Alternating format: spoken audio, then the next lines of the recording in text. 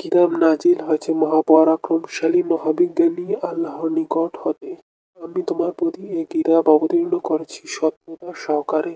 এতে নেই কোনো প্রকার মিথ্যে। কাজে আল্লাহর ইবাদত করো। দ্বীনকে অর্থাৎ আনুগত্য, হুকুম পালন, দাসত্ব ও গোলামীকে একমাত্র তারই জন্য নির্দিষ্ট করে।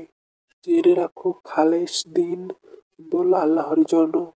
যারা তাকে বাদ দিয়ে অন্যদেরকে অভিভাবক বানিয়ে নিয়েছে তারা বলে, আমরা তাদের ইবাদত একমাত্র এ উদ্দেশ্যে করি যে তারা আমাদেরকে আল্লাহর নৈকট্য পৌঁছে দেবে।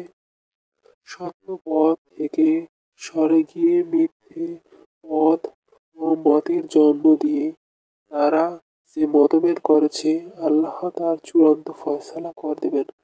যে মিথ্যাবাদী ও কাফির, আল্লাহ তাকে সঠিক পথ দেখান না। আল্লাহ সন্তান গ্রহণ করার ইচ্ছে করলে তিনি তার সৃষ্টিকুল থেকে নিজ পছন্দ মতো বেছে নিতেন। এসব থেকে তিনি পবিত্র, অপ্রতিরোধ্য ক্ষমতার অধিকারী। তিনি এক ও একক আল্লাহ। তিনি আকাশ ও পৃথিবী সৃষ্টি করছেন যথাযথভাবে। রাত দিনকে ডেকে নেয় আর দিন ডেকে নেয় রাতকে। তিনি নিয়ন্ত্রণ করেন সূরজ আর চাঁদকে। প্রত্যেকেই চলছে নির্দিষ্ট সময় অনুসারে। জেনে রাখো, তিনি মহাপরাক্রমশালী, পরম ক্ষমাশীল। মহাশক্তিধর হওয়া সত্ত্বেও বারবার ক্ষমা করেন। তিনি তোমাদেরকে একই ব্যক্তি থেকে সৃষ্টি করেছেন, অতঃপর তার থেকে তিনি তার জুরি সৃষ্টি করেছেন। তিনি তোমাদের জন্য বানিয়েছেন 8 গৃহপালিত পশু 4 জোড়ায় জোড়ায়।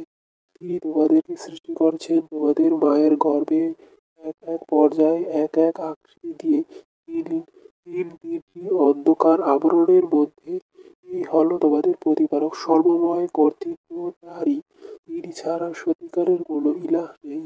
কাজী ভূ ক্ষমতার অধিকারী, দাম্ভিক ও স্বার্থান্বেষী মহল কর্তৃক আমাদেরকে কোন দিকে ফিরিয়ে নেওয়া হচ্ছে।